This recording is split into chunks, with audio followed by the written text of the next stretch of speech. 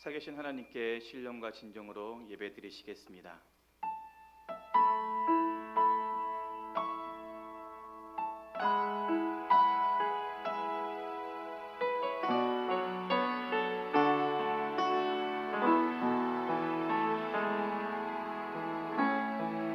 하늘의 문을 여소서,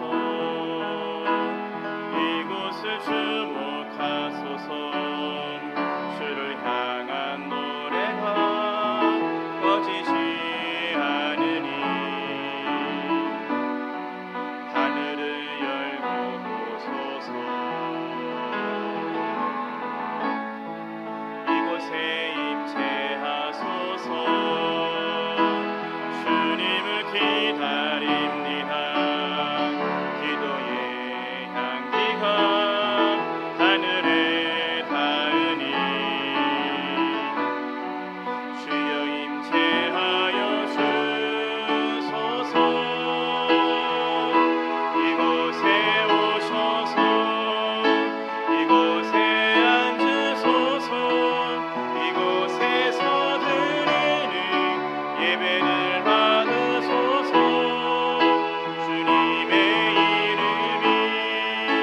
주님의 이름만이 오직 주의 이름만 이곳에 있습니다. 이 시간 지난 한 주간을 돌아보면서 하나님께 진실함과 정직한 마음으로 참회의 기도를 드립니다.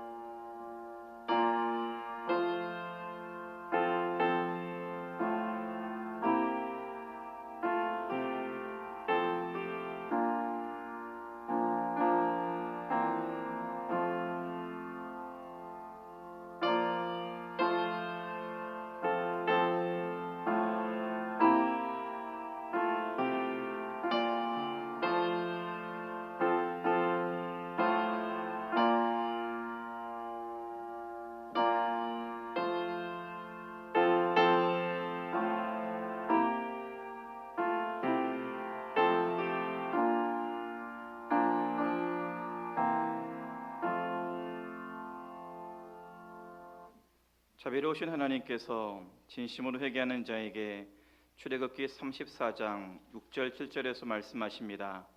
자비롭고 은혜롭고 노하기를 더디하고 인자와 진실이 많은 하나님이라. 인자를 천대까지 베풀며 악과 과실과 죄를 용서하리라. 아멘. 연이어 사도신경으로 신앙 고백드립니다. 나는 전능하신 아버지 하나님 천지의 창조주를 믿습니다.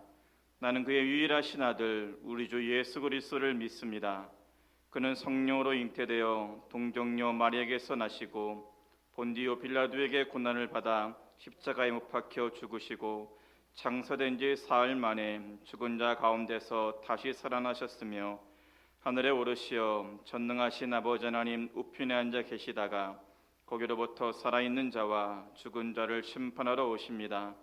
나는 성령을 믿으며 거룩한 공교회와 성도의 교제와 죄를 용서받는 것과 몸의 부활과 영생을 믿습니다. 아멘.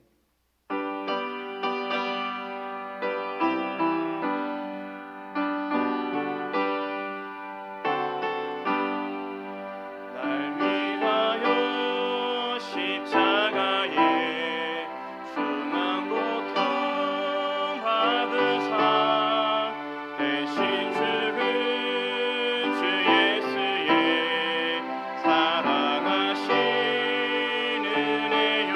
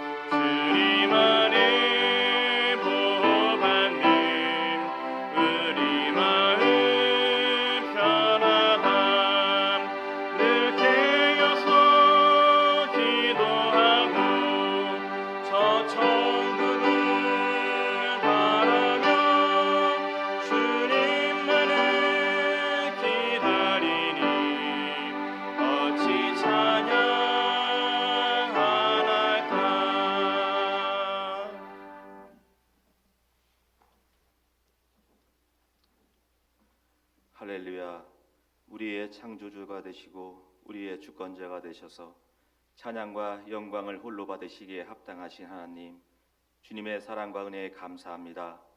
오늘도 복된 주일을 허락하시고 찬양과 예배로 영광을 돌리게 하시니 더욱 감사합니다. 하나님 아버지, 한 주간도 이 생의 자랑과 안목의 정욕과 육신의 정욕에 사로잡혀 세상에 속하여 구별된 삶을 살지 못하고 하나님을 사랑한다며 세상도 사랑하고 주님만 의지한다 하면서 세상도 의지하며 살아가는 우리의 삶을 회개하오니 우리의 죄를 용서하여 주시옵고 우리의 죄를 주님의 보혈로 덮어 주시어서 하나님의 눈으로 세상을 바라보며 천국의 소망을 가지고 살아갈 수 있도록 이 시간 은혜의 단비를 부어 주시옵소서. 하나님, 기나긴 코로나 전염병으로 힘들고 어려운 때에 말씀과 기도로 깨어서 이 난관을 이기게 하시고 우리의 어두워졌던 눈과 귀가 열리게 하시어서 우리의 삶의 영적 부흥이 일어나 믿음과 예배가 바로 서게 하시어서 예수 그리스도의 이름으로 담대하게 나가 승리하는 우리가 되게 하여 주시옵소서. 하나님, 우리나라를 지금까지 지켜주시고 여기까지 이끌어 주심에 감사합니다. 하나님, 하나님의 공의가 강물처럼 흘러서 이 나라 위에 임하시기를 원합니다. 그리하여서 정치인들이 올바른 정치를 하게 하시고 부정부패가 사라져서 이 나라가 더욱 건강하고 바로 세워진 나라가 되게 하시고 하나님의 나라가 곳곳에 퍼지게 하여 주시옵소서.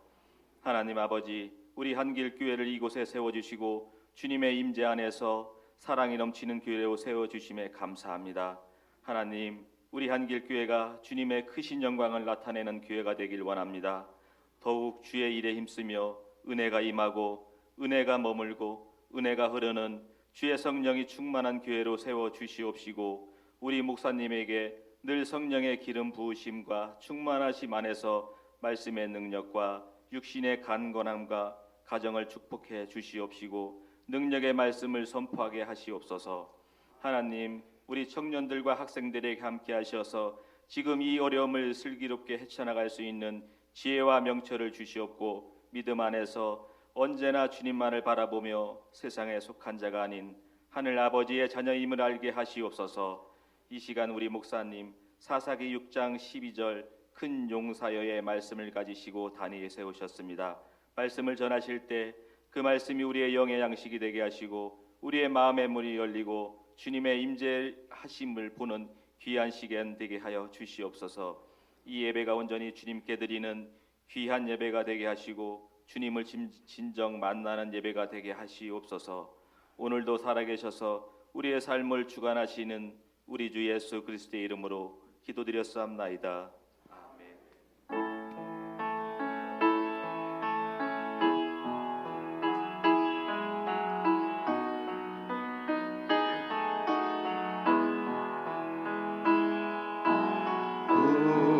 우리에게 향하신 여호와의 응답하심이 크고 크도다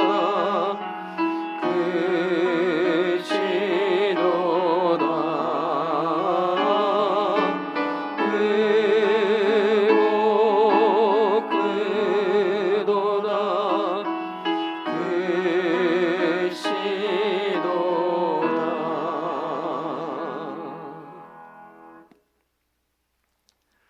오늘 저희에게 주신 하나님 말씀은 구약성경 사사기 6장 12절 말씀입니다.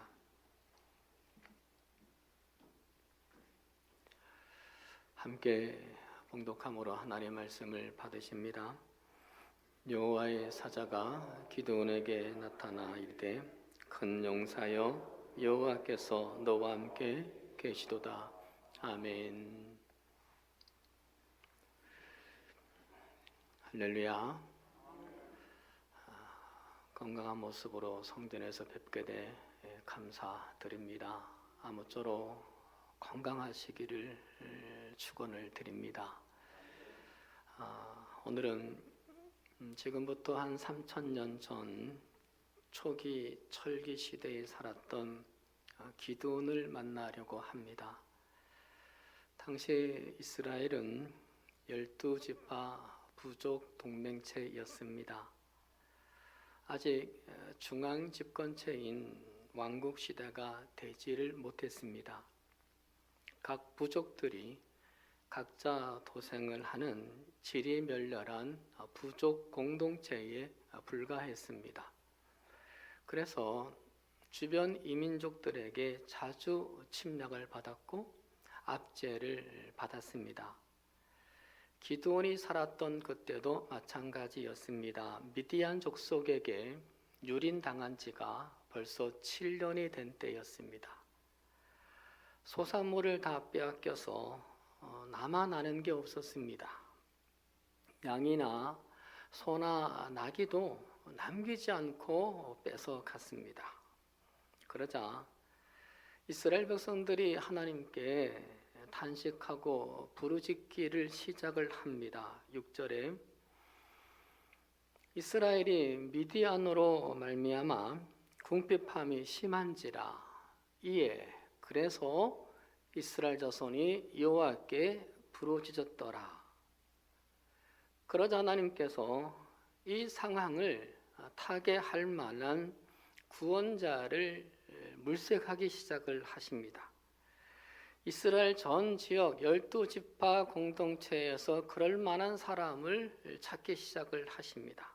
이때 하나님의 시선을 끈 사람이 한 사람이 있었는데 그 사람이 바로 기드온이었습니다. 그런데 하나님의 선택에 조금은 의문이 생깁니다. 기드온은 전혀 영웅혹을 닦지 않은 평범한 소시민 청년이었기 때문입니다. 미디안 족속이 두려워서 동굴로 피신에 집거하면서 자기 목숨만 간신히 부지하고 있는 청년이었습니다. 그런데 하나님은 그를 큰 용사여 여호와께서 너와 함께 계시도다라고 부르십니다. 그러면 그 근거가 뭘까요? 무엇이 하나님 마음에 들어서 그런 소시민적인 집거하고 있는 청년 기드온을 큰 용사로 부르시는 걸까요? 첫째,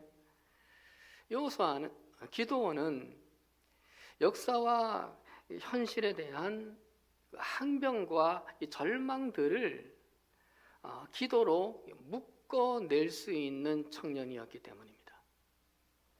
11절을 보시면 여호와의 사자가 아비에셀 사람 요아스에게 속한 오브라에 이르러 상수리 나무 아래에 앉으니라. 마침 요아스의 아들 기드온이 미디안 사람에게 알리지 아니하려 하여 밀을 포도주 틀에서 타작하더니라고 기록합니다.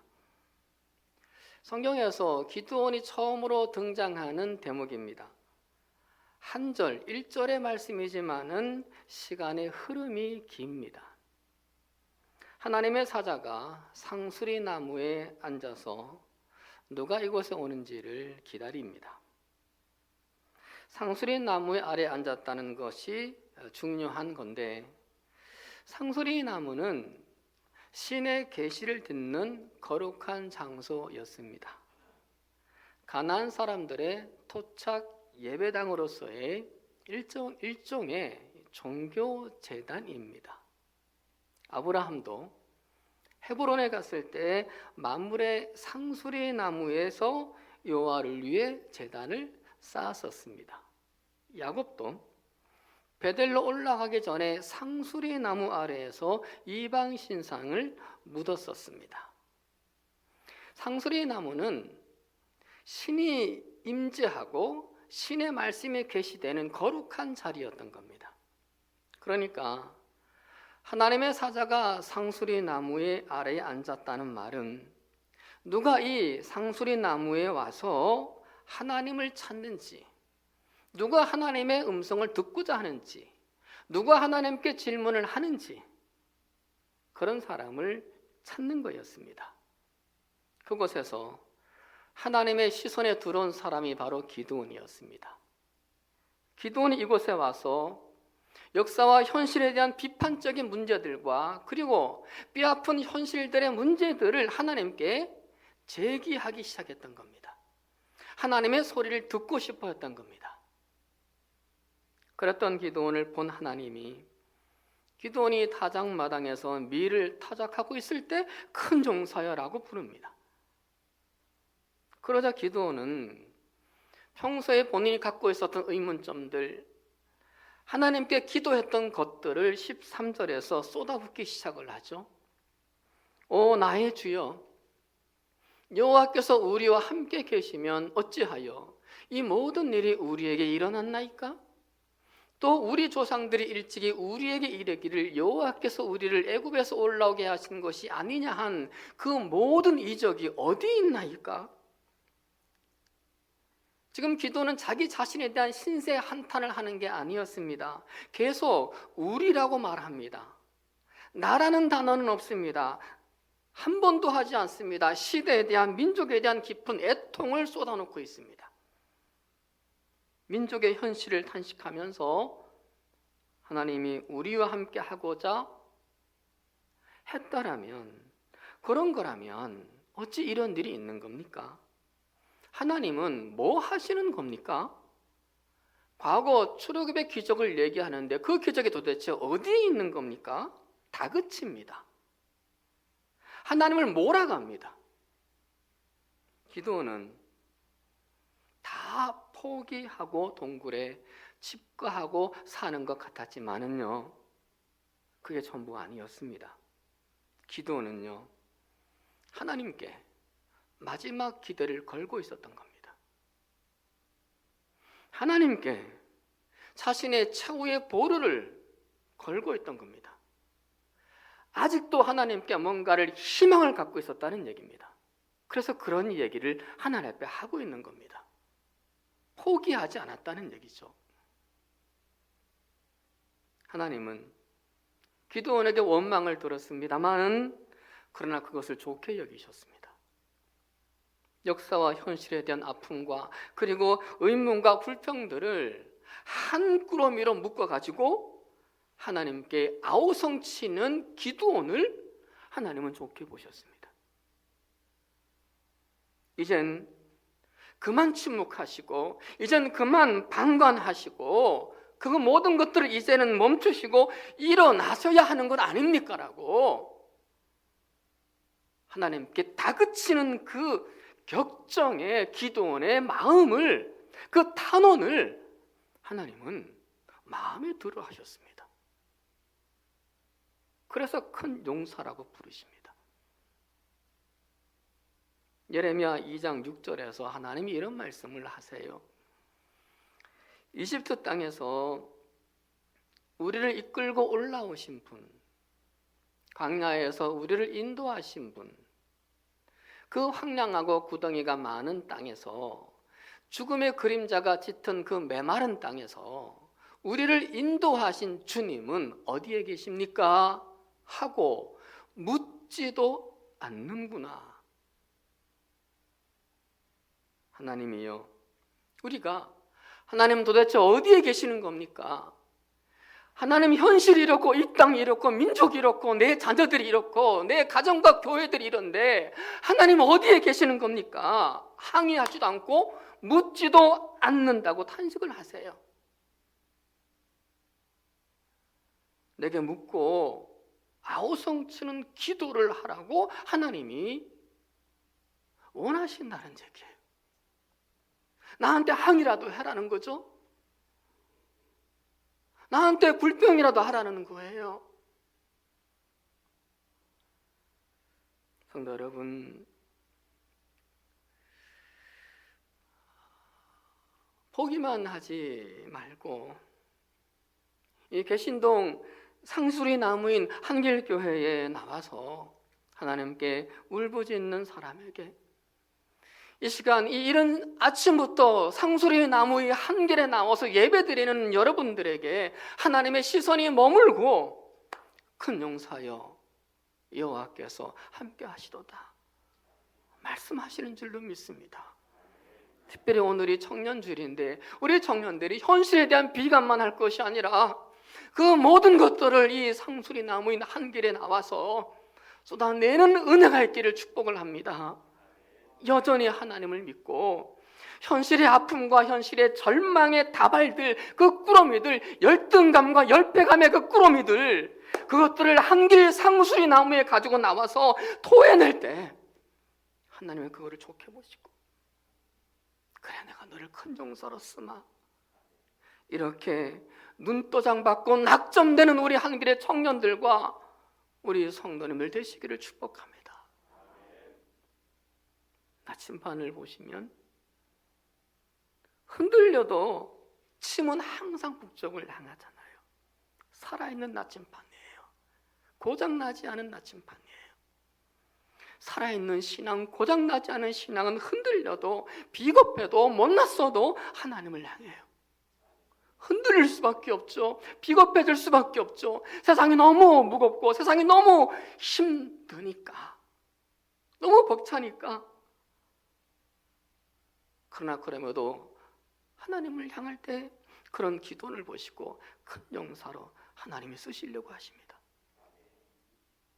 사랑하는 여러분, 하나님께 실망스러운 일이 왜 없겠어요? 그럼에도 하나님을 향하는 기도원이 될 수 있길 바랍니다. 내가 비록 두려워 떨어 비겁한 모습일지라도 그러나 내 마음의 중심은 여전히 하나님을 향할 수 있는 그런 믿음 말입니다.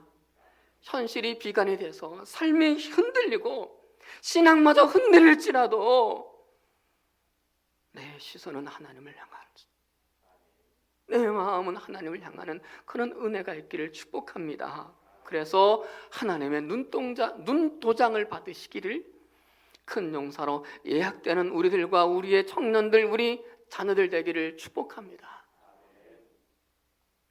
두 번째, 기도는 하나님이 하라면 하는 사람이었으니까요. 14절에 여호와께서 그를 향하여 이르시되 너는 가서 이 너의 힘으로 이스라엘을 미디안의 손에서 구원하라 하십니다. 여기서 향하여 히브리어로 와이펜이라는 단어는 집중해서 바라보다, 눈여겨서 바라보다라는 뜻입니다. 하나님께 실망하고 하나님께 삐쳤어도 그래도 여전히 하나님께 희망이 있다는 기대를 가지고 있던 기드온을 와이펜하셨어요.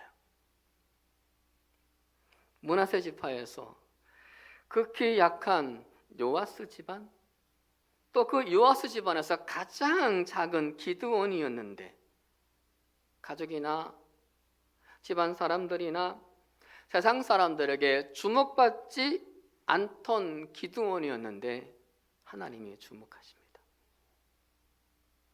그리고 네가 가서 네 힘으로 이스라엘을 구원하라고 하십니다. 하나님은 기드온이 힘이 없는 것을 다 아십니다. 그러면서도 너의 힘으로 구원하라 하십니다. 12절에서 여호와께서 너와 함께 하신다라고 분명히 말씀을 하시고도 함께 해주실 것처럼 해놓고 너의 힘으로 구원하라 말씀을 하십니다. 무슨 말씀일까요? 네 혼자 하라는 걸까요? 아닙니다. 민족의 현실이 정말 비통스러우냐? 정말 네 마음이 괴로워 죽겠느냐? 그럼 네가 한번 해봐라.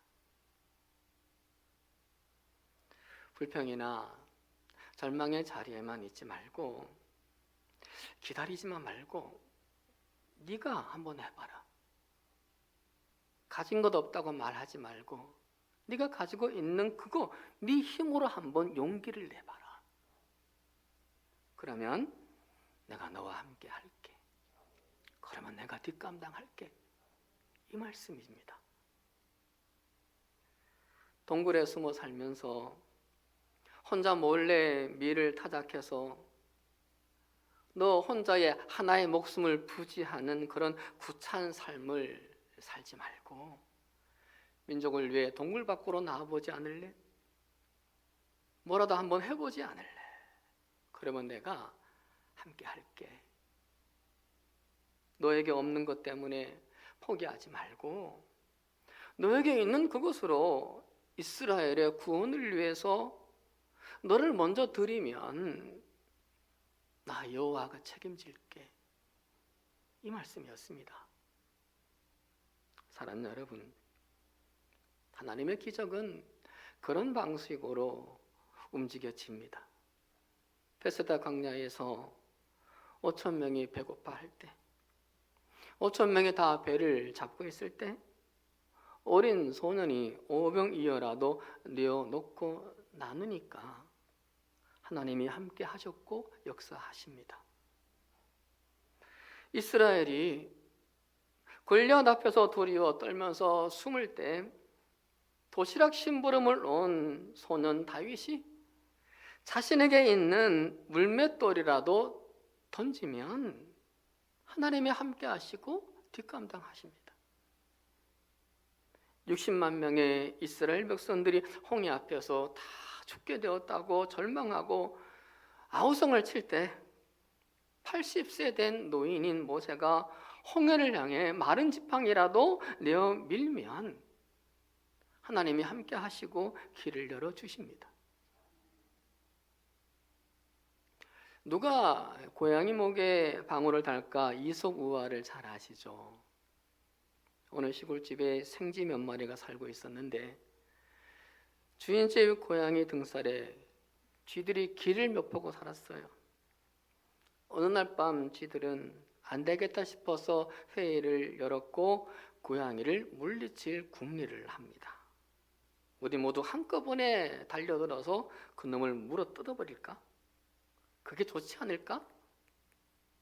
했습니다. 그러자 흰 수염 달린 늙은 쥐가 일어나서 이렇게 말합니다. 고양이라는 놈이 워낙 사나워서 우리가 떼를 지어가지고 달려들어도 소용이 없어. 나는 그보다도 고양이 목에 방울을 달아놓고 고양이가 움직일 때마다 방울 소리를 듣고 피하는 것이 좋을 것 같은데 어떻게 생각해? 좋은 생각이라고 다들 기뻐서 소리쳤습니다. 그들은 이젠 고양이 따위는 걱정할 거 없게 됐다고 생각하면서 춤을 추고 야단들이었습니다. 그러다가 기쁨이 어느 정도 가라앉을 즈음에 늙은 쥐가 묻습니다. 그럼 고양이 목에 누가 방울을 달까? 갑자기 조용해졌습니다. 서로들 눈치를 보더니만은 하나 둘씩 슬그머니 쥐구멍으로 다 들어갔습니다. 하나님은 미디안 고양이 목에 방울 다는 일을 기드온에게 맡기시려고 합니다. 더 이상 동굴 구멍에 숨어 들어가지 말고 미디안 고양이 목에 방울을 달고 이스라엘을 구하라고 하십니다. 그러자 고양이 앞에 쥐었던 기드온이 미디안과 무모한 싸움을 준비합니다. 하나님이 하라고 하니까. 자신이 있어서 싸운 게 아니었습니다. 이길 것 같아서 싸운 게 아니었습니다. 명예를 위해서도 출세를 위해서도가 아니었습니다. 하나님이 원하시는 거니까 해보는 거였습니다. 하나님이 도울 것을 믿고 싸워보지 뭐. 하나님이 함께 하실 거 믿고 도전해보지 뭐. 이거였습니다. 그러자 하나님이 뒤봐주셨죠. 약속대로 지 같은 기드온과 300명의 군인이 미디안 고양이 13만 5천 마리 되는 그 군사들을 이기게 하셨고 이스라엘을 구원하게 하십니다. 사랑하는 여러분, 우리도 기드온처럼 미약합니다. 현실을 괴로워합니다. 그리고 두려워하기도 합니다. 그럼에도 한 길의 상수리 나무에 모였고 예배의 상수리 제단 앞에 있는 우리들 하나님께서 와이펜 하셨습니다. 집중해서 바라보시고 그리고 눈여겨 바라보셔서 우리를 부르셨고 지금도 그렇게 와이펜 하십니다. 그리고 기드온처럼 한번 해봐라.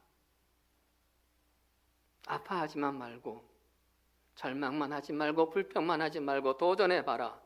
오병이어라도 물맷돌이라도 마른 지팡이라도 한번 해봐라 하십니다. 네 인생을 위해, 네 가정을 위해, 네 자녀들을 위해, 그리고 교회를 위해, 그리고 더 나아가 이 사회와 나라를 위해 고양이 목에 방울 다는 일에 네가 가지고 있는 것으로 뭐라도 해봐라.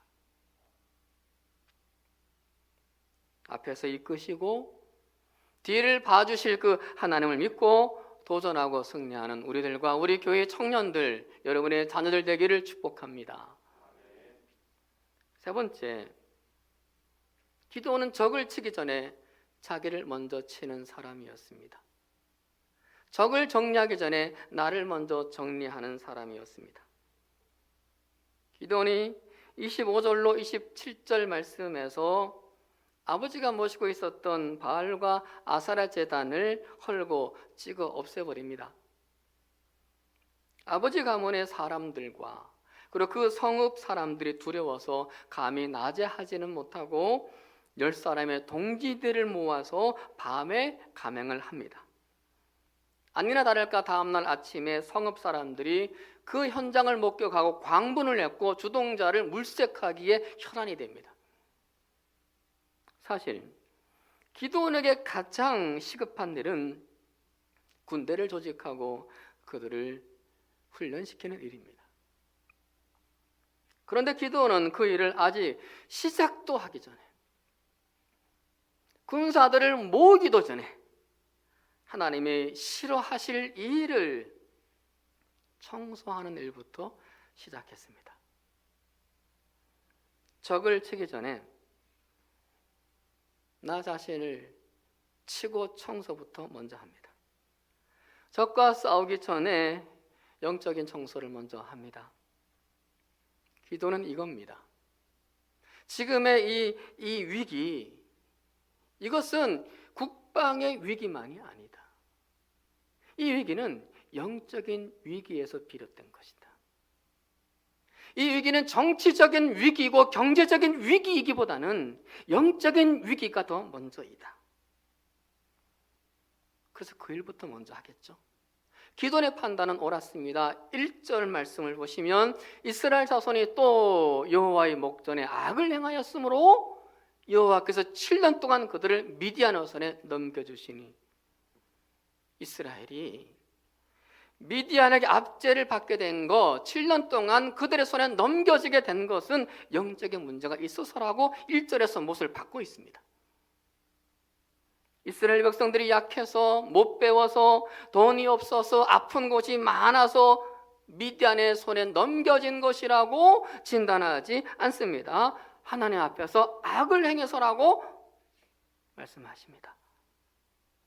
그래서 민족 구원의 그 대사를 시작하기 전에 영적인 청소부터 먼저 합니다. 하나님이 싫어하실 것들을 정리하고 나서 하나님의 도움을 구합니다. 디모데후서 2장 21절에서 말씀을 하시죠. 누구든지 이러한 것들로부터 자신을 깨끗하게 하면 그는 주인이 온갖 좋은 일에 요긴하게 쓰는 성별된 귀한 그릇이 될 것입니다. 자기 청소를 할 때 하나님은 온갖 좋은 일에 요긴하게 쓰신다고 합니다. 자기 정화를 할 때 성별된 귀한 그릇으로 쓰시겠다고 하십니다. 기도원을 그렇게 해주셨습니다. 미디안을 치기 전에 자기를 쳐서 말씀에 복종을 시키고 자기 청소를 하게 되자 하나님의 기도를 요긴하게 쓰셨습니다. 하나님이 성별된 귀한 영웅으로 만들어 주셨습니다. 기도원도 처음에는 망설였죠. 주저주저했죠. 두려워서요. 그리고 아까워서요. 그래서 밤에 한 거죠. 몰래 한 거죠. 그러나 그럼에도 부셔야 할 것을 끝내는 부셨습니다. 깨야 할 것들을 끝내는 깼습니다. 잘라야 할 것은 끝내 잘랐습니다. 이게 중요해요. 두렵다고, 겁난다고, 아깝다고 안 한 게 아니라, 고민된다고 안 한 게 아니라 끝내는 부시고 깨고 잘랐다는 거죠.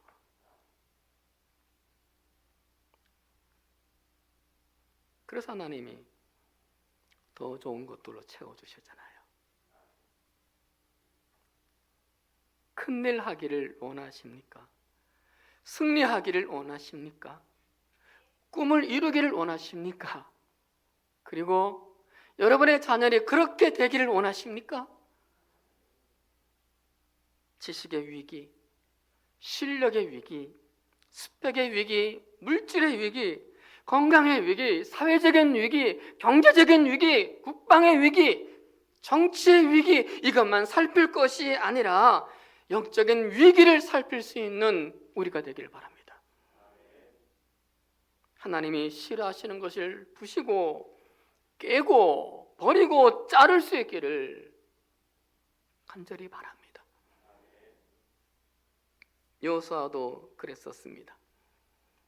가나안 땅에 들어가서 전쟁을 하기 시작합니다. 그런데 그 전에 그가 한 게 있습니다. 이스라엘 백성들 남자들에게 한 것이 있었습니다. 할례였습니다. 위험한 일입니다. 싸워야 할 남자들이 돌칼로 할례를 하고 나면 아파서 꼼짝을 못합니다. 저기 바로 코앞에 있는데, 내려다보고 있는데 할례를 한다는 것은 무모하고도 위험한 일이고 목숨 건 일입니다. 그럼에도 할례부터 했던 이유가 뭡니까? 할례가 성결의식이고 정결의식이었기 때문입니다. 가나안 족속들과 싸우기 전에 자기 청소를 먼저 하는 겁니다. 40년 광야 생활 동안 해묵은 찌꺼기들을 다 털어내는 마음으로, 이집트에서의 우리의 그 모습들을 다 죽여버리는 마음으로, 다 잘라내는 마음으로, 벗겨내는 마음으로 그 성결의식을 먼저 하고 새 일을 시작하려고 합니다. 이 위험하고 고통스러운 일을 시작하자마자 하나님이 말씀을 하시죠. 내가 오늘 애굽의 수치를 너희에게서 떠나가게 하였다. 430년의 묵은 수치, 그동안 받아왔던 치욕들을 다 떠나가게 했다. 이 얘기는 무슨 얘기입니까? 이제 네가 전쟁을 할 때 너에게 승리를 주겠다는 거 아닙니까? 전승을 합니다. 실제로 가나안 전쟁 들어가서 그들은 계속 이깁니다. 전력으로는 지는 싸움이었으나 하는 전쟁마다 이깁니다. 오랫동안 받아왔던 이방인들로부터의 조롱을 말끔히 씻어냅니다. 이집트에서 받았던 그런 수욕들을 말끔히 벗어버립니다. 거룩이 능력이었습니다. 경건이 능력이었습니다. 반대의 사람도 있습니다. 유다 13번째 왕 히스기야 왕이 그랬던 적이 있습니다. 아수르 제국을 견제하기 위해서 이집트로부터 어마어마한 돈을 들여서 철병거 500대를 삽니다. 백성들이 얼마나 힘들었겠어요. 그 세금 충당하느라고. 그리고 이집트와 군사동맹을 맺습니다. 무기 사고, 그리고 군사동맹을 맺으면서 만약에 아수르가 침범하면 우리가 도와줄게 라는 군사동맹을 맺었습니다. 히스기야 왕과 정치인들, 나라에 그 위기가 왔을 때 하나님의 뜻을 헤아리는 것을 놓쳤습니다. 자신들의 소행을 성찰을 하고 회개를 하고 정결하게 해야 할 것들을 놓쳐버렸습니다. 그런데 불행하게도 이들은 나라의 위기를 그냥 국방의 위기로만 생각한 겁니다. 영적인 위기는 하나도 안 봤습니다. 외교의 위기로만 봤습니다. 그래서 국방과 외교를 강화하는 데에 온 힘, 온 돈을 다 쏟습니다. 모든 시간을 거기에 쏟습니다. 어떻게 됩니까? 아수르가 그걸 보고 겁먹고 공격하지 않았나요? 아니요, 반대였습니다. 아수르가 2000대의 철병거를 앞세워서 유다를 공격했고 이집트 굳게 약속해놓고 무기만 팔아버리고 침략받을 때 그들은 꼼짝도 하지 않았습니다. 이스라엘을 도와주지 않았습니다. 돈만 받아먹었습니다. 결국은 히스기야 왕이 이렇게 말합니다. 우리가 잘못하였습니다. 철수만 해주시면 요구하시는 것은 무엇이나 드리겠습니까? 아수르 왕에게 항복을 합니다. 그래서 유다 왕국의 46개 농촌 공동체가 완전히 짓밟히고 20만 명의 농민들이 아수르의 포로가 되어버리고 은 300달란트, 금 30달란트 엄청난 전쟁 배상금을 물게 됩니다. 그 금이 모자라서 어디까지 금을 뽑아낸 줄 아십니까? 솔로몬이 성전을 세울 때 그 성전과 기둥에 금으로 다 하지 않았어요? 그 금을 다 벗겨냈어요. 성전의 금을 벗겨내서 그거를 배상금으로 바쳤어요, 아수르에. 사랑하는 여러분, 무슨 얘기입니까? 다시 한번 우리가 마음에 다지자는 거죠. 거룩의 능력이고 경건의 능력이고 정결의 능력이라는 겁니다. 이걸 우리가 기억하고 또 우리 자녀들을 위해서, 우리 청년들을 위해서 이 악한 시대에 우리 청년과 우리 자녀들이 하나님 경건의 능력을 갖게 해주시옵소서, 거룩의 능력을 갖게 해주시옵소서 기도하자는 겁니다. 거룩의 깃발을 세우고 악한 세상에 도전하고 승리하는 우리의 청년들과 여러분과 여러분의 자녀들이 되기를 축복합니다. 그러면 하나님이 우리를 요긴하게 쓰실 겁니다. 질그릇이어도 요긴하게 쓰십니다. 흙수저여도 요긴하게 쓰십니다. 바로 여러분이, 우리 교회 청년들이, 여러분의 자녀들이 그렇게 쓰임받는 분 되기를 주의 이름으로 축원합니다. 기도원이 금그릇 미디안을 이기듯이 여러분과 여러분의 자녀들과 우리 한결의 청년들이 금그릇과 금수저를 이기는 하나님의 큰 용사가 되기를 주님의 이름으로 간절히 축원합니다. 기도하시겠습니다.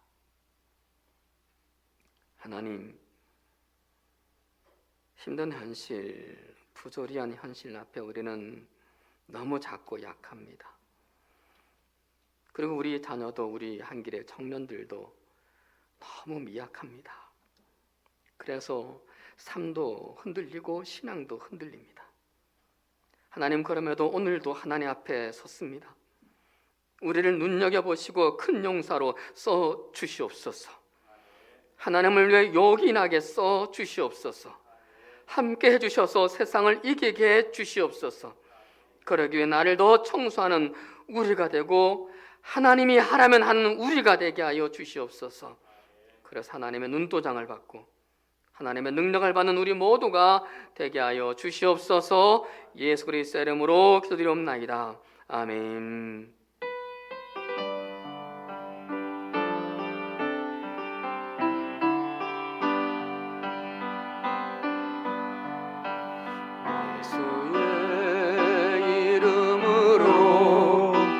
나는 일어서리라. 주가 주신 능력으로 나는 일어서리라. 원수가 날 향해 와도 쓰러지지 않으리. 주가 주신 능력으로, 주가 주신 능력으로, 우리 청년들과 우리 자녀들을 생각하며 다시 한번 예수의 이름으로 예수의 이름 너는 일어서리라. 너는 일어서리라. 주가 주신 능력으로 너는 일어서리라.